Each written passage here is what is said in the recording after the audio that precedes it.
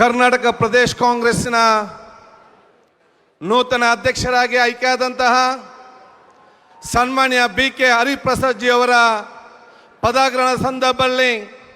ಕಾಂಗ್ರೆಸ್ ಪಕ್ಷದಿಂದ ಏರ್ಪಡಿಸಲ್ಪಟ್ಟಂತಹ ಸಂಕಲ್ಪ ಸಮಾವೇಶದ ಈ ಒಂದು ಐತಿಹಾಸಿಕ ಕಾರ್ಯಕ್ರಮದ ಸಭಾ ವೇದಿಕೆಯಲ್ಲಿ ಉಪಸ್ಥಿತರಿರುವಂತಹ ನಮಗೆ ಅತ್ಯಂತ ಗೌರವಿತರು, ನಮಗೆಲ್ಲ ಹಿರಿಯರಾಗಿರುವಂತಹ ಬಹುಶಃ ಕರ್ನಾಟಕ ರಾಜ್ಯದ ಇವತ್ತು ಶಾಶ್ವತ ಜನ ನೆನಪಿಡುವಂತಹ ಇವತ್ತು ಜನಸಾಮಾನ್ಯ ಪರವಾಗಿ ಹಲವಾರು ಕಾರ್ಯಕ್ರಮವನ್ನು ಇವತ್ತು ತಂದು ಜನರಿಗೆ ಒಂದು ಅತ್ಯುತ್ತಮವಾದ ಆಡಳಿತ ನೀಡಿದಂತಹ ನಮಗೆಲ್ಲರಿಗೂ ಕೂಡ ಮಾರ್ಗದರ್ಶಕರಾಗಿರುವಂತಹ ಸನ್ಮಾನ್ಯ ಸಿದ್ದರಾಮಯ್ಯ ಮಾಜಿ ಮುಖ್ಯಮಂತ್ರಿ ಸಿದ್ದರಾಮಯ್ಯ ಅವರೇ, ಕರ್ನಾಟಕ ರಾಜ್ಯದಲ್ಲಿ ಇವತ್ತು ಪ್ರಪ್ರಥಮವಾಗಿ ಇವತ್ತು CET ಅನ್ನು ತಂದು ಬಹುಶಃ ರಿಕ್ಷಾ ಚಾಲಕರು ಕೂಡ ರಿಕ್ಷಾ ಚಾಲಕರ ಡಾಕ್ಟರ್ ಆಗ್ಬೋದು, ಇಂಜಿನಿಯರ್ ಆಗ್ಬೋದು, ಬಸ್ ಚಾಲಕರ ಮಕ್ಕಳು ಕೂಡ ಇಂಜಿನಿಯರ್ ಆಗ್ಬೋದು, ಡಾಕ್ಟರ್ ಆಗ್ಬೋದ ಐತಿಹಾಸಿಕ ಕಾನೂನನ್ನು ಕರ್ನಾಟಕ ಮುಖಾಂತರ ದೇಶಕ್ಕೆ ಕೊಟ್ಟಂತಹ ಮಾಜಿ ಮುಖ್ಯಮಂತ್ರಿ ಅಂತ ಸನ್ಮಾನ್ಯ ವೀರಪ್ಪ ಮೊಯ್ಲಿ ಅವರೇ, ವೇದಿಕೆ ಮೇಲೆ ಉಪಸ್ಥಿತವಂತಹ ನಮ್ಮೆಲ್ಲ ಗೌರವಿತರು, ಕರ್ನಾಟಕ ರಾಜ್ಯದ ಸಚಿವ ಸಂಪುಟದ ಎಲ್ಲ ಹಿರಿಯ ಸಚಿವರೇ, ಮಾಜಿ ಸಚಿವರೇ, ಈ ಕಾರ್ಯಕ್ರಮಕ್ಕೆ ಈ ದೇಶದ ವಿವಿಧ ಭಾಗದಿಂದ ಬಂದಂತಹ ಇನ್ನಿತರ ಕಾಂಗ್ರೆಸ್ ಪಕ್ಷದ ಹಿರಿಯ ನಾಯಕರುಗಳೇ, ವೇದಿಕೆ ಮೇಲೆ ಉಪಸ್ಥಿತವಂತಹ ಶಾಸಕ ಮಿತ್ರರೇ, ಮಾಜಿ ಶಾಸಕರೇ, ಗ್ರಾಮ ಮಟ್ಟದಿಂದ ಹಿಡಿದು ಜಿಲ್ಲಾ ಮಟ್ಟ ಮತ್ತು AICC ಮಟ್ಟದೆಲ್ಲ ನಮ್ಮ ಪದಾಧಿಕಾರಿ ವರ್ಗದವರೇ, ನನ್ನ ಮುಂದೆ ಗುರು ಹಿರಿಯರೇ, ಸೋದರರೇ, ಪಕ್ಷದ ನಿಷ್ಠಾವಂತ ನಮ್ಮ ತಳಮಟ್ಟದ ಕಾರ್ಯಕರ್ತ ಮಿತ್ರರೇ, ಯುವ ಕಾಂಗ್ರೆಸ್, ಸೇವಾದಳ, NSY, ಮಹಿಳಾ ಕಾಂಗ್ರೆಸ್, ಕಾರ್ಮಿಕ ಘಟಕ, ಇನ್ನಿತೆಲ್ಲ ನಮ್ಮ ಅಂಗಪಕ್ಷಗಳ ವಿಶೇಷವಾದ ನಮ್ಮ ಆ ಕಾರ್ಯಕರ್ತ ಸನ್ಮಿತ್ರರೇ, ಇವತ್ತಿನ ಕಾರ್ಯಕ್ರಮ ಅದು ಬಹುಶಃ BK ಹರಿಪ್ರಸಾದ್ ರವರ ಪದಗ್ರಹಣಕ್ಕೆ ಬಹುಶಃ ಕರ್ನಾಟಕ ಸನ್ಮಾನ್ಯ ಮುಖ್ಯಮಂತ್ರಿಯಾದ DK ಶಿವಕುಮಾರ್ ಅವರ ವಿಶೇಷವಾದ ಪ್ರೋತ್ಸಾಹ ಆಗಬಹುದು, ಸಿದ್ದರಾಮಯ್ಯರವರ ಒಂದು ಮಾರ್ಗದರ್ಶನ ಮುಖಾಂತರ ಇದೊಂದು ಸಂಪರ್ಕ ಯಾತ್ರೆ ಜೊತೆಯಲ್ಲಿ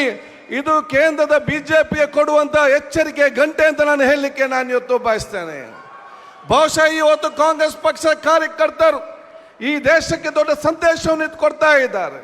ಕರ್ನಾಟಕದ ಪ್ರತಿಯೊಂದು ಬೂತಿನ ಕಾರ್ಯಕರ್ತರು ಎದ್ದು ನಿಂತು ಬಹುಶಃ ಇವತ್ತು ಕರ್ನಾಟಕ ರಾಜ್ಯದಲ್ಲಿ ಯಾವ ರೀತಿ ಇವತ್ತು ಕಾಂಗ್ರೆಸ್ ಪಕ್ಷ ಸದೃಢವಾಗಿ ಬೆಳೆದು ನಿಂತಿದೆ ಮತ್ತು ಉತ್ತಮವಾದ ಆಡಳಿತ ಕೊಡ್ತದೆ,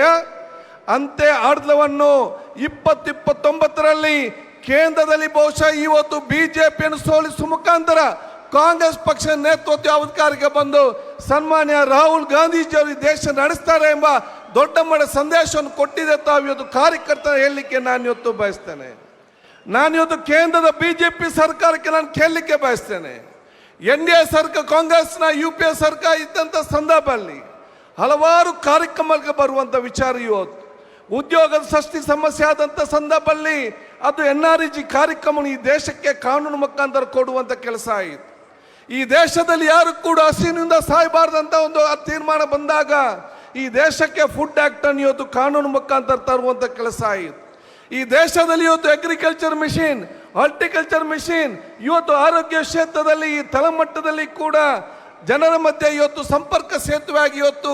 NHM ಮತ್ತು ಆಶಾ ಕಾರ್ಯಕರ್ತ ಕೊಡುವ ಮುಖಾಂತರ ಆರೋಗ್ಯವಂತ ಸಮಾಜವನ್ನು ನಿರ್ಮಾಣ ಮಾಡಲಿಕ್ಕೆ ನಮಗೆ ಕೊಡುವಂಥ ವಿಚಾರ ಇವತ್ತಾಯಿತು. ಬಹುಶಃ ನೀವು BJP ಅಧಿಕಾರಕ್ಕೆ ಬಂದು ತಮ್ಮ 3ನೇ ವರ್ಷ ಆಡಳಿತ ಅವಧಿಯಲ್ಲಿ ಯಾವುದಾದ್ರು ಒಂದೇ ಒಂದು ಕಾರ್ಯಕ್ರಮವನ್ನು ಈ ದೇಶದ ಜನಸಾಮಾನ್ಯ ತಾವು ಇವತ್ತು ಕೊಟ್ಟಿದ್ದಾರೆ ಅಂತ ನಾನು ಕೇಳಲಿಕ್ಕೆ ನಾನು ಇವತ್ತು ಬಯಸ್ತೇನೆ. ಒಂದೇ ಒಂದು ಕಾರ್ಯಕ್ರಮ ನಿಮ್ಮ ಜನರಿಗೆ ಯಾವುದೊಂದು ಸಿಕ್ಕಿದೆ ಅಂತ ಹೇಳಲಿಕ್ಕೆ ನಾನು ಇವತ್ತು ಬಯಸ್ತೇನೆ. ಬಹುಶಃ ಕಾಂಗ್ರೆಸ್ ಪಕ್ಷ ಕೊಟ್ಟಂತ CET ಮತ್ತು NET ಕಾರ್ಯ ಬಹುಶಃ NEET ಯೋಜನೆ ಏನಿದೆ, ಬಹುಶಃ ಇವತ್ತು ಆ ಒಂದು ನೀಟ್ ಎಕ್ಸಾಮ್ ಅನ್ನು ನಡೆಸುವಂತ ಯೋಗ್ಯತೆ ಇಲ್ಲದಂತ ಸರ್ಕಾರಕ್ಕೆ ಬಹುಶಃ ಈ ದೇಶದ ಯುವ ಜನತೆ ಮತ್ತು ವಿದ್ಯಾರ್ಥಿಗಳು ಮುಂದೆ ಎಂದಿಗೂ ಕೂಡ ಅಧಿಕಾರ ಕೊಡುವುದಿಲ್ಲ ಅಂತ ಸ್ಪಷ್ಟವಾದ ತೀರ್ಮಾನಕ್ಕೆ ನಾವು ಬರಬೇಕಂತ ಹೇಳಲಿಕ್ಕೆ ನಾನು ಇವತ್ತು ಇಚ್ಛಿಸುವಂಥದ್ದು. ಆದ ಕಾರಣ ಕಾಂಗ್ರೆಸ್ ಪಕ್ಷದ ಕಾರ್ಯಕರ್ತರಾಗಿ ಇವತ್ತು ಪಕ್ಷ ರಾಜ್ಯ ಅಧ್ಯಕ್ಷರು, ಮುಖ್ಯಮಂತ್ರಿ, ಮಾಜಿ ಮುಖ್ಯಮಂತ್ರಿಗಳ ಇವರೆಲ್ಲರ ಮಾರ್ಗದರ್ಶನದಲ್ಲಿ ನಾವು ಕಾಂಗ್ರೆಸ್ನ ಕಾರ್ಯಕರ್ತರು ಪ್ರತಿಯೊಂದು ಬೂತ್ನಲ್ಲಿ ಕಾಂಗ್ರೆಸ್ ಪಕ್ಷ ತತ್ವ ಆದರ್ಶದ ಅನುಗುಣವಾಗಿ ಒಂದು ರಾಯಭಾರಿಗಾಗಿ ನಮ್ಮ ಕೆಲಸ ನಿರ್ವಹಿಸುವಂಥ ಅವಕಾಶ ಆಗಬೇಕಾಗ್ತದೆ. ಕಾಂಗ್ರೆಸ್ ಕೊಟ್ಟಂತ ಹಲವಾರು ಕೊಡುಗೆ ಇವತ್ತು ಕೇಂದ್ರ ಇಲ್ಲಿ ರಾಜ್ಯದಲ್ಲಿ ಸನ್ಮಾನ್ಯ ಮಾಜಿ ಮುಖ್ಯಮಂತ್ರಿ ಸಿದ್ದರಾಮಯ್ಯ ಅವರು ಬಹುಶಃ ಇವತ್ತು ಆ ಒಂದು ಯೋಜನೆ ಬಹುಶಃ ಇವತ್ತು ಹಲವಾರು ಗ್ಯಾರಂಟಿಗಳು ತರುವ ಮುಖಾಂತರ ಇವತ್ತೊಂದು ಆತ್ಮವಿಶ್ವಾಸ ಮತ್ತು ಸ್ವಾಭಿಮಾನ ಬದುಕನ್ನು ಜನಸಾಮಾನ್ಯ ತೋರಿಸುವಂಥ ಕೆಲಸ ಇವತ್ತಾಗಿದೆ. ಏನೆಲ್ಲ ಯೋಜನೆಯನ್ನು ಹಿಂದಿನ ಸನ್ಮಾನ್ಯ ಸಿದ್ದರಾಮಯ್ಯ ಸರ್ಕಾರ ಇವತ್ತು ಹಮ್ಮಿಕೊಂಡು ಬಂದಿದೆಯಾ ಅದನ್ನು ಬಹುಶಃ ಈಗಿನ ಅಧಿಕಾರದ ಚುಕ್ಕಾಣಿ ಹಿಡಿದಂಥ ಸನ್ಮಾನ್ಯ ಡಿ ಕೆ ಶಿವಕುಮಾರ್ ಅವರ ಆ ಮುಖ್ಯಮಂತ್ರಿಯಾಗಿ ಮಂತ್ರಿಗಳ ಶಾಸಕರಾಗಿ ಅದು ಇನ್ನಷ್ಟು ಅತ್ಯುತ್ತಮವಾಗಿ ಜನಕ್ಕೆ ಮುಟ್ಟಿದ ಜೊತೆಯಲ್ಲಿ ಹಲವಾರು ಇವತ್ತು ಯೋಜನೆ ತರುವಂಥ ಅವಕಾಶ ಹೊತ್ತಾಗಿದೆ.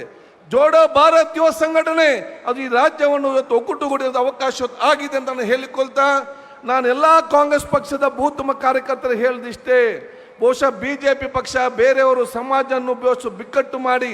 ಅವರನ್ನು ಒಡೆದಾಳುವ ಸಂದರ್ಭದಲ್ಲಿ ನಾವೆಲ್ಲರೂ ಕೂಡ ಸಮಾಜವನ್ನು ಒಗ್ಗಟ್ಟು ಮಾಡೋದ ಕೆಲಸ ಆಗಬೇಕು. ಎಲ್ಲ ಜಾತಿ ಎಲ್ಲ ಮತ್ತೆಲ್ಲ ವರ್ಗದವನು ಒಂದೇ ತಾಯಿ ಮಕ್ಕಳಿದ್ದು ನೋಡಿಕೊಂಡು ಆ ಒಗ್ಗಟ್ಟನ್ನು ಸಂಘಟಿಸಿ ಸೌಹಾರ್ದ ಸಮಾಜ ನಿರ್ಮಾಣ ಮಾಡುವಂಥ ದೊಡ್ಡ ಮಟ್ಟದ ಚೌಕಟ್ಟು ಅಧಿಕಾರವನ್ನು ನಾವೆಲ್ಲ ಕೂಡ ವಹಿಸ್ಕೊಳ್ಬೇಕಂತ ಹೇಳಿಕೊಳ್ಳುತ್ತಾ,